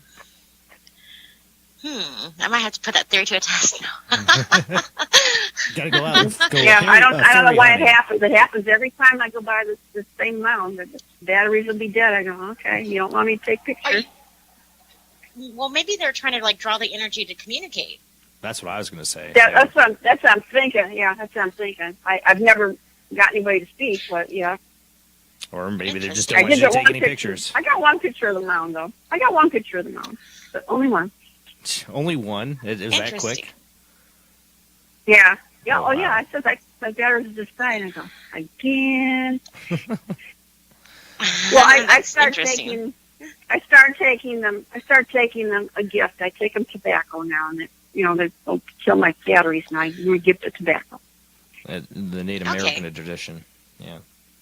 Right, because I'm part Native, and that's just what you give gifts. So that's what I do. I give gifts. Well, thank you for calling in, Chandra. Well, no problem. Thanks, Jason. You have a great night. Bye. Bye. Well, Chandra, that was a great question. About talk about parallel universes and the elements and sprites and fairies. If they're real, that's got to be a big part of it. Because that's got to be a universe that's like very close to ours, like that they exist in. Like they talk about, and of course I'm a geek and all that, and I love my fiction and all that. But there's some truth to it, maybe. Then there's a fairy realm, in there, or an elemental realm. I've heard stories of people having some bad experiences with elemental forces, though. You know, if you do something the wrong way, man, they're going to mess with you bad. Yeah, I've heard of that. That's why if I know there's something there, make sure you're very friendly to them, you know. Yeah, let's go. I think they try to provoke them or something. Let's go send douchebaggins out there and let him start to see what happens to him. You know, but yeah. I mean, it's never been human, and you're provoking this thing. You don't know what its powers could be. Don't mess with that, you know? Oh, yeah. Don't get me started on the subject of people provoking what they don't know, what they're messing with. I've seen bad things happen, yeah. Yeah. You're going to have a bad time. Because I experienced, that's how, man, I was 17. I kind of did that. And it followed me home and messed with me for 4 months, a shadow person experience. And, yeah, you know, I've learned my lesson. I'm very respectful when I go on an investigation. I never provoke. If I provoke, I call it intelligent provoking. It's a thought. It's like you were talking about before. You were using a trigger object. You know, using something intelligently to get them to react in a more positive light, maybe not a negative one.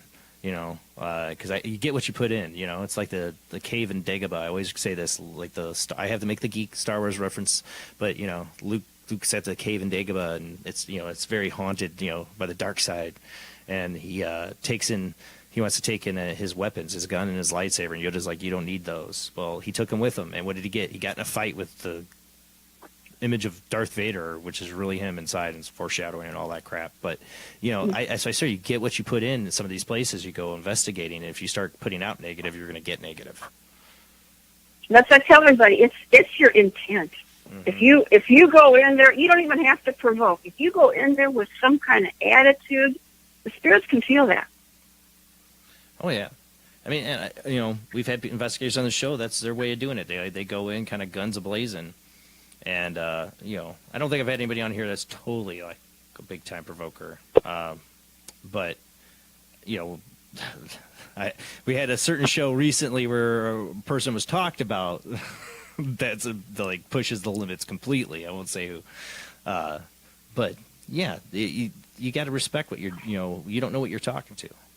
Even if you are a medium, you will still do it. Yeah. You know, you might know what you're talking to. Especially, yeah. I've seen mediums do that, and I go, "Are you crazy?"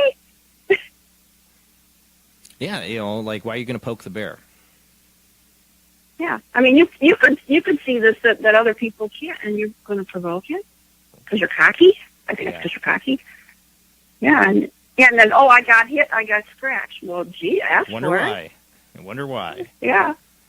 You know, I always say when you go to your friend's house, do you talk to them like that? You look at me like I'm crazy. I said, do you? I go, you just walked into someone's house. Now, you could treat them with respect like you treat your friends. Even when you do treat them with respect, stuff still can happen too. Like I've said, we've mentioned a few times, you know, on your end of mine, being paranormal investigators, I've had stuff follow me home and follow other investigators home. Do you have? No, I had something follow me home. I know. Yeah. Well, what do you do? What do you do to kind of protect yourself? Well, I always wear a crucifix with me, and then I always make sure I put the white light around me before I go in somewhere. And then when I leave wherever I am, I always thank the spirits for talking to me. But you got to stay here. You can't come home with me. It's kind of good to tell them that. People go, "Why are you saying that?" I said, because they might like you and they might want to go home with you. Yeah, they're not coming home because they're bad. They might dislike you. This is what happened to me. One of them liked me, you know. Yeah, but you don't. You don't want, I call it ghost contamination. You know, you don't want to start picking up ghosts and bringing them with you. Yeah. It's not. Yeah. You're going to have a bad time. Yeah. Now, for you wrote a book. You want to tell a little bit about the book you authored? I wrote a couple books. Okay. I wrote Whispers Beyond the Grave, and that's the book kind of starting when I'm 4 years old, explaining things that went on with my life, and then my different encounters with spirits, how I helped some of them. And then, so those are all true stories. And then my second book Fear the Darkness. It's a book of dark short stories, kind of like Edgar Allan Poe or Stephen King. They don't have really happy endings.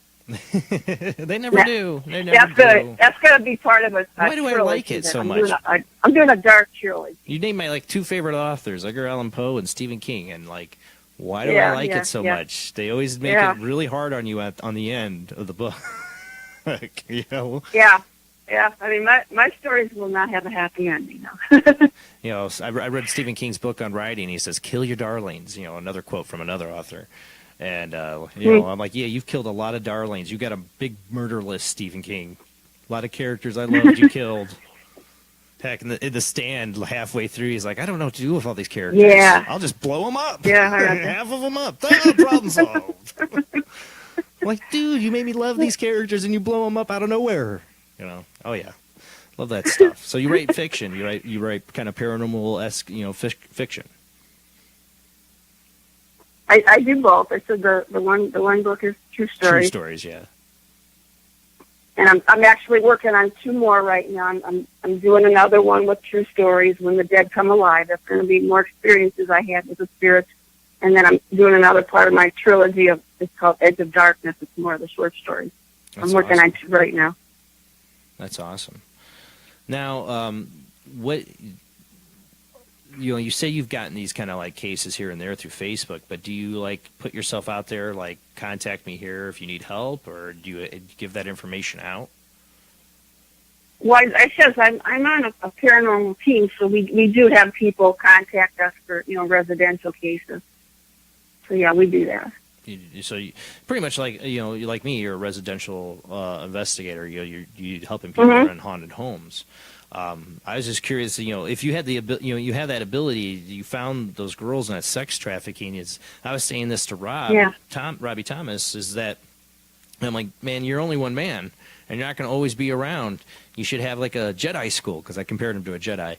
Right, exactly. You know, where you find people with this talent. If it's something that can be trained to anybody, then you train the right people, because he's talked about training FBI. But he also kind of hinted it is certain people that have the innate ability. Like, well, you find them like the Jedi, and you make a school, you know. And if you have this ability, I mean, that's incredible that you're able to do that, and you saved lives. You should try to do more, you know. I mean, if you have that ability. Well, I'll have people message me all the time, because they're just like starting to come into their gift, and they don't understand how it works and know what to talk to. And so I'd help them, like, well, you can, you know, chat with me anytime you have questions. You want me to help you with something? I was helping somebody just a little while ago tonight. And he says, I think I see things and hear things, and everybody calls me crazy. So I was helping him. I says, okay, now make a journal. I was trying to teach him how, you know, things that I did. I says, no, I'm right here anytime you need me.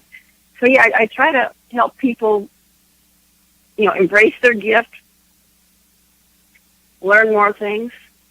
So yeah, I'm around if somebody needs help. Well, you know, what are some of your tips or advice to people that have, like, you know, like me, they have these experiences, they're, you know, not under your control. Like, I'm not trying to see a spirit, and I will, you know, I'm saying that kind of thing. What's your advice to people to kind of like hone in and like be able to use that ability? Well, like I was telling him, I said, you're just kind of all over, sounds like you're all over the place, you know. And he says, oh, they're waking me up in the middle of the night and all this. And I said, first thing, you have to make some rules.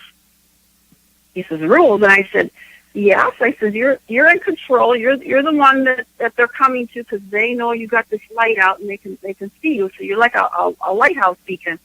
I said, you need to make some rules. I said, you tell them, in the bedroom, I need to sleep at night because I have to go to work. So I need to sleep, so you can't come in.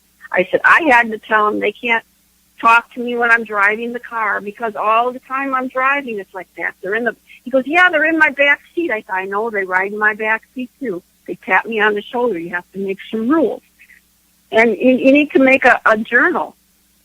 Oh, I thought I saw this today. I heard this. I said, and you'll start seeing a pattern, because he says, well, I don't know what other abilities I have. And I said, well, that's how you'll learn what other abilities you have, because you go, oh, I did this, and I did that, and I didn't know I was good at this. You really got to keep a journal, and you have to practice it. Someone taught me one time. That's how I got to be a whole lot better. Someone actually took me by the hand and taught me stuff too. So I try to do the same See, that's thing what to I other mean. people. You need like the Jedi Masters, you know. You need people to hand Yeah. this down and teach them how to show them the way. Yeah. And true. like and find the people like with that ability you had to find them. You know, if you know like what Robbie's doing, what you did. You know, we need more of that. Mhm. We're living in an evil world, obviously. Yes. You know, I swear, I had this principal in my kid's school tell me that tell my wife and me, because my wife, she posts stuff of missing kids all the time, and it is a worry of hers. And the lady goes, "Oh, it's not. You don't need to. You know, it's very rare for kids to be kidnapped or go missing." And we both looked at her like, Oh no, it's not. you're kidding me, right?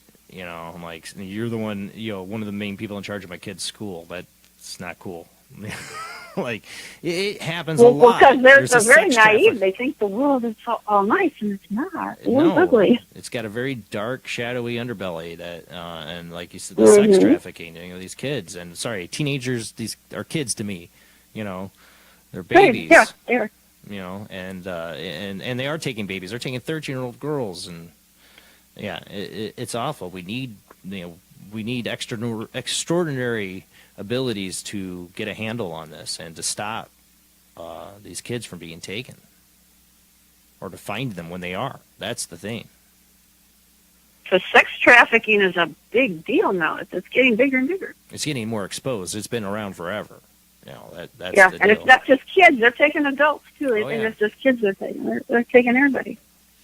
Well, that's what I'm saying. You know, it's like if you have this ability and you can foster it and train it, you know, and find the people that have the natural ability and foster and train it, you can use it. You know, have you know, I said, you know, people need to find a way to find you, Cheryl, to like, you know, if you want to, you know, to use your ability, would you put yourself out there to do that? You know, you do the residential cases, but when you go down the rabbit hole of, you know, you could use your ability to help somebody in that case like you did, you know, and people start finding out about it, you're going to end up like Robbie Thomas, and you're going to have no time. It is like a commitment, you know, too.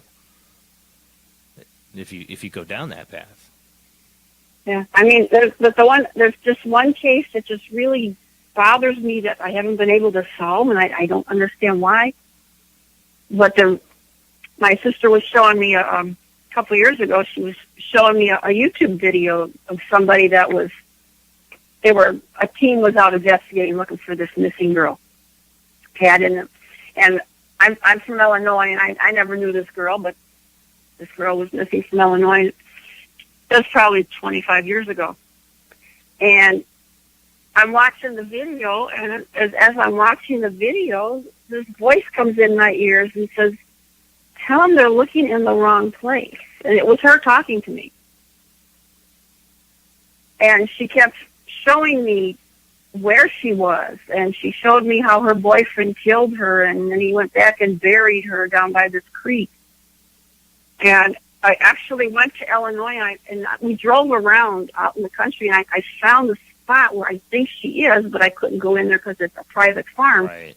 But I got a hold of the FBI, though, and I did talk to the guy at the FBI, and he was interested in everything I told him, but they haven't found her yet, and it's so frustrating. That's the thing. I mean, I don't know what else to do. You know, might be I dead can't go on. into the guy's property. You know. Right, law enforcement has to follow a certain set of rules, and they can't just get a warrant on a medium's ability. Right. And that sucks. That's why I'd have a hard time doing that too if I had that ability. You know, to deal with that. You know, your gut and you're the voice. Everything's telling you the body's there, but you can't. There's no way you can get to it to prove it. And I think that the farmer that's there found something that belongs to her, and it would be a very important clue. Oh yeah. You know, but don't know the farmer, can't talk to him. You know. That's sad. Well, that's the thing. You know, you got a voice. You know, is that that's going to happen to you again? Probably. You know, that's going to be hard. You know. Yeah. That's what I wonder is like you get this intuition about it. You get this contact with the other side to give you information, but you know that's the hard part is getting law enforcement to take you seriously. Yeah, because they don't really believe in that. You know, when I called them that day, I'm thinking he's going to go, "Oh, yeah, another psychic," and he goes, "No, I believe in psychics. I use them all the time." You know, thank goodness I got the right guy, but Yeah, there's still definitely didn't ones that find her. believe in it. There's definitely ones that believe in it. Obviously, we talked about, like I said, Robbie Thomas. He's got plenty of cops Yes. to back him up. But Yeah. that's still he's Robbie Thomas. He's built so many years of background, but for anybody else, it's kind of hard. It's still hard for him, I'm sure. Because Well, he used to be a cop too, so they're going to take him more seriously than me. Yeah.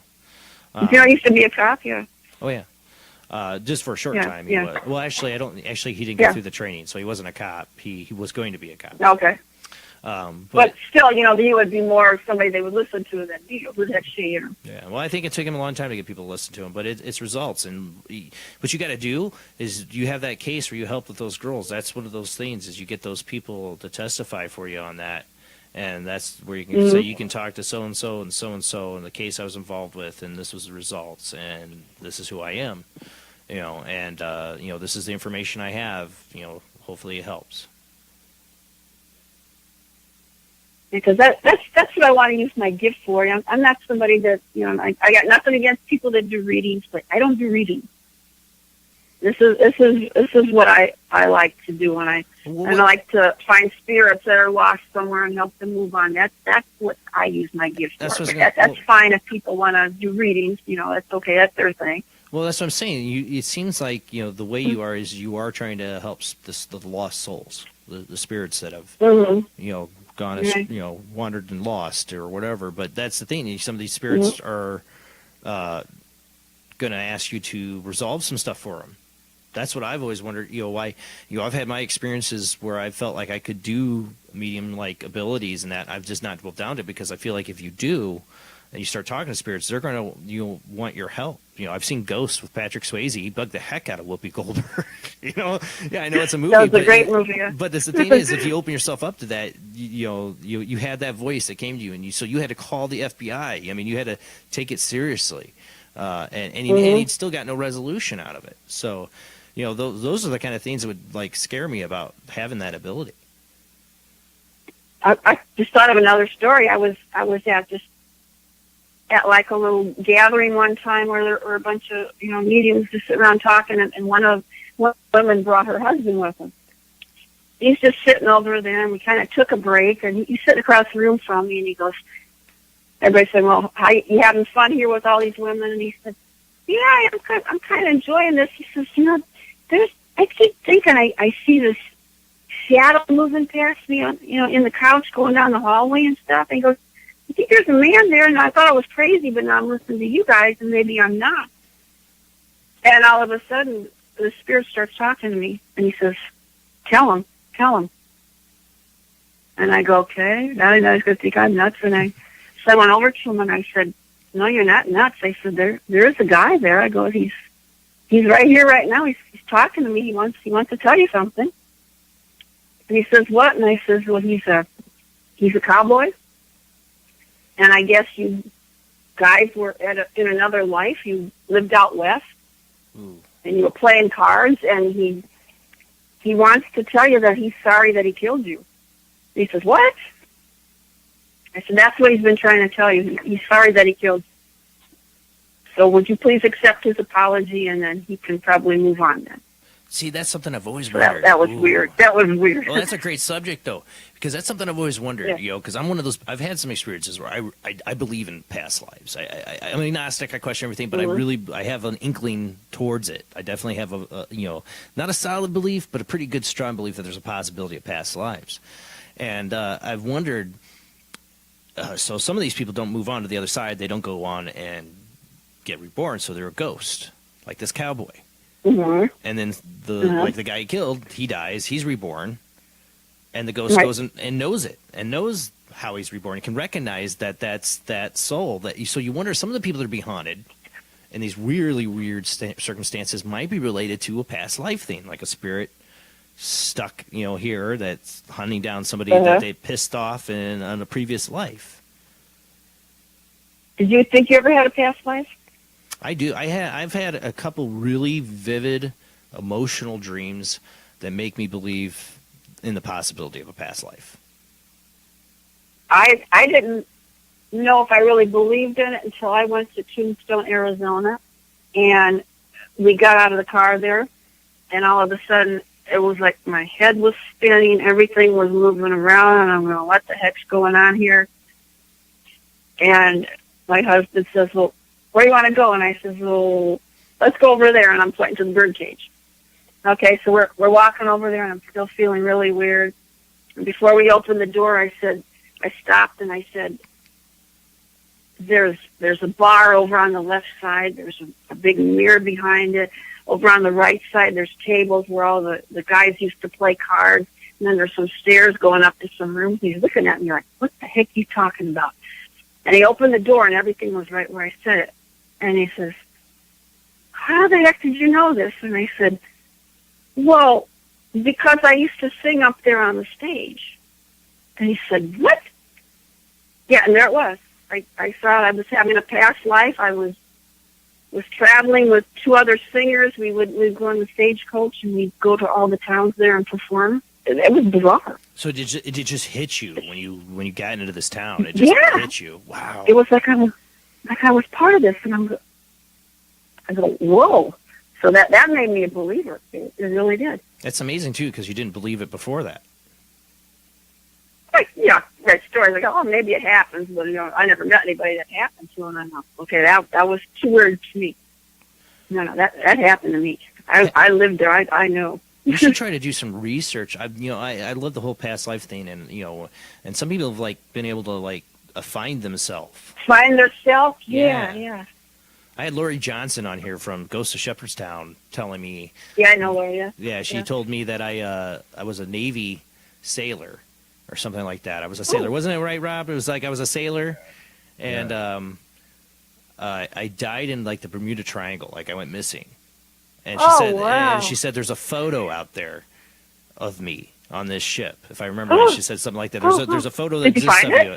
I've been looking, but how am I going to know what I'm looking at? And I'm trying to find photos. Yeah, because you don't know what you look like. Yeah. Well, I bet if you saw the photo, then you'd say that's me, because you would know. I tried looking at photos of crews from lost ships in the Bermuda Triangle, like the Cyclops, USS Cyclops. I think is one of them. I thought maybe that one be cool if I was on that one. I don't know. But she didn't know what your name was, huh? Did it help if you know your name? No, it was on air. She just came out of the blue because we started talking about past lives, and she just threw that at me. I'm like, Again, what I found funny about it is that when she said that, I go, really? Because I've always had this innate fear of the water, but a fascination with boats. I love the boats. Because you drowned. Yeah, I love boats. I love that they keep you afloat and out of the water when they don't sink. But I love boats. I've always been fascinated by big ships and boats. I always thought if I was going to join the military, it'd be the Navy, that I enjoyed boats, even though I'm deathly afraid of the water. That's the stupidest thing in the world. I'm going to join the Navy. I've always had a fascination with Tombstone, though, even though I've never been there. So I go, there you go. So when she said that, that's why I've actually trying to research it. So Lori Johnson, if you're watching, I took you seriously. Yeah, I've been trying to research it because she kind of hit home when she said that, because I'm like, okay, that would explain a lot. My innate childhood fear. What somebody else told me, like my teacher told me one time, we're talking about stuff like that, and I said, I absolutely hate cinnamon ever since I was or peppermint. Ever since I was a little kid, somebody give you peppermint candy, and it was just like poison to me. And she says, well, it was. She goes, because somebody poisoned you and they put peppermint in your drink so you wouldn't taste it. I go, oh, another past life. Okay. Wow. Yeah, you got to wonder how these things affect you later on. And, I've had guests on the show, they straight up say they don't believe in past lives, and I respect that, because, I'm a Gnostic. I question everything, so I get that, But to me, it just – and I had a really good friend tell me, who was a Christian, and that he could never concept a past life, because he's like, without your memories, if they're wiped and you're a whole new person, then you're not you anyways. You are your memories in his mind, I'm like, yeah, but if you believe in the soul as a Christian, and the soul, there's something more than just your memories, because it was your soul never dies, right? So why couldn't your soul go into someone else? Yeah, be reborn as a new person. I mean, Doctor Who is reborn all the time. I'm sorry, geek reference. It's like your generation. And if you had a past life, you recognize it when it happens to you. You go, oh yeah. What were you saying, Rob? It's a weird feeling. I always think about it when I get those really weird, unexplainable deja vu feelings. Oh, yeah. Right. Yeah. Oh yeah, me and my dad Yeah, had. because you go somewhere and you know everything that's already there. You've never been there before. How do you know that? Me and my stepdad experienced that. He's really my dad. You know, we experienced that. We went up to my family's place for the first time, my grandmother's place up in Minnesota when I was a kid, and we both walked into this place. And there was this little cottage on a lake, and like we both were like, "Oh my god!" We both looked at each other and we're both just like, I feel like I've been here before. I go, that's exactly what I'm feeling. I was like 10 years old, and you know, my dad saying this was really incredible because he's skeptic. He's almost an atheist. I mean, he's completely skeptical of everything. But he was really put back. He's like, I've been here before, and he's not even related to the family in any way. You know, like except through marrying my mom. You know, so was that a past life? Me and my stepdad lived as other people in this Minnesota town and went to this cottage, or was it just us both having a dream of the future and forgetting about it and remembering it? I don't know. It was a really weird experience. So yeah, deja vu. It could be past lives. Yeah. Now we got about 6 minutes left of the show. I didn't know if there's anything you wanted to get out there if you wanted people to contact you at your own risk. Anyway, if people want to seek your help, either learn how to become better with their abilities, you said you're offering that, or maybe a residential if it's in your area. How best should people contact you if they should contact you at all? I'd say contact me through Facebook. Just go through my Facebook Messenger anytime you have a question or anything like that. Do you have a page or just your personal profile? I have my author page. Author page. It'll be Cheryl Lynn name, Carter. Yeah. So and my regular page, so you can contact me on my messenger. I'll pop up too. And then, what do you kind of have planned for your future in the paranormal? You just keep doing residentials, or you got something big coming up? You got a new book coming up. I know that. Yeah. Well, this Saturday coming up, I'll be going over to, we're having a Save Post Town event over at Post Town Elementary in Ohio. And then I'll be going with Christopher St. Booth in June. I'm going to be going to the Randolph Asylum. We'll be investigating I've always wanted there. to go there. I have not yet. I want to go there so bad. Right, it's not far from me. So many times last year I was invited and something else was going on, and I said, I'm finally going there. Oh, so this is your first time too, then you're going to be going. Yeah, have not been there yet. No. Yeah, I've been wanting to go for years, and one of these days we're starting to venture out. I got to go to the Bel Air house recently, but we've kind of slowed down ever since I had kids, going out and doing things. But we're trying to get back to it. And that's definitely one of the top places on my list I want to go. Tell a little bit people more about the Save Post Town event. Well, what is that about?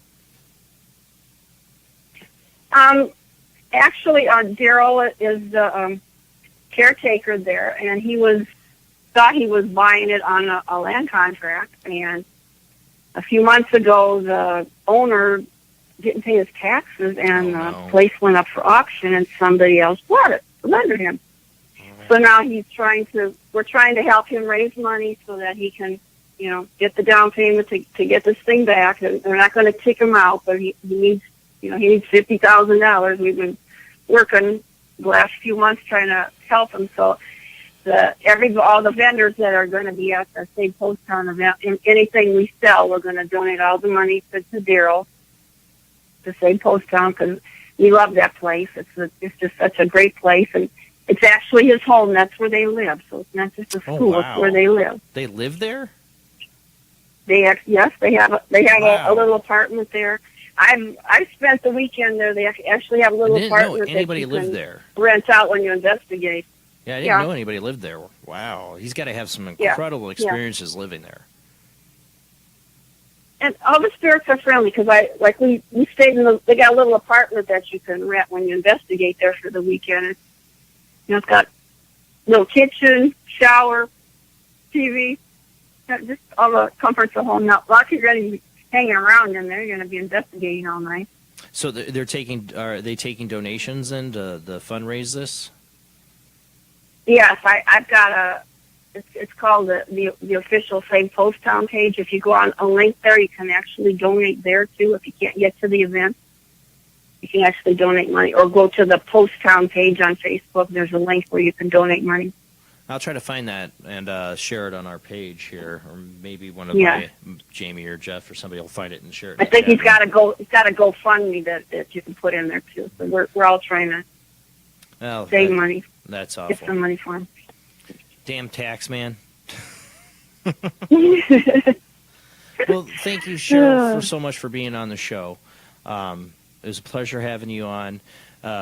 Again, people, you gave it our contact stuff. We'll try to share the links so you can be able to contact Cheryl if you had any questions, especially developing psychics. It sounds like you'd be out there to help somebody learn how to use their abilities. Yes. Anytime somebody needs help, I'm here. Somebody helped me, so it's my turn to help other people too. Hey, maybe I'll hit you up for some help. I don't know. I've always been interested in like delving, maybe trying to see about getting my abilities. I've got more interest again recently. It's just one of those things I've kind of like, a little timid about, because it's like, once you go down that path, what doors are you going to open? Yeah. We just got to always be careful, be cautious. Oh, yeah. Don't just jump right in there. Yeah. Well, again, Cheryl, thank you for being on the show. We got to have you on again sometime. You have a great night. We're going to roll out now. Is that time of night, guys? End of the show. Next Sunday, we are actually going to do our ITC Collective live show. We've been behind getting them. We're going to do it. So if you're not familiar with this, ITC Collective is a Facebook group that me, Jamie, Rob, Jeff, Bill, all belong to. ITC Collective. Steve Huff, Keith Weldon helped found. We do a spirit box night for that group, and it's on our Facebook page, just like in the radio show. You can call in and see if the spirits want to talk to you. That's what we're going to do. We'll have the World Wide Web of Weird, and then we're just going to open up the phone lines. You call in, and we'll be running our spirit boxes, and we're going to see if they can talk to you. All right, guys, see you next week. The other reason we're doing this on the 15th, too, I was going to have on Stellar on that new Facebook thing. We're going to have to reschedule them. They had something come up. So we are going to try to get those guys on to explain this new paranormal social media thing. It was supposed to be the 15th, but that got canceled.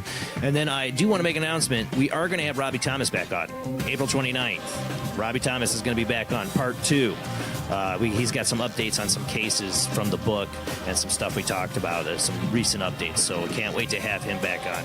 All right, guys, thanks for watching. Thanks for listening on Late Night in the Midlands Radio Network. Please go to Late Night in the Midlands Radio Network and check out the website. Subscribe, donate, do what you can to help out the network and keep Late Night in the Midlands going live. We have such great hosts, such great guests on this network. Anything you can do to donate, subscribe, and help is greatly appreciated. Thanks for all watching. See you next week. Same bat time, same bat channel.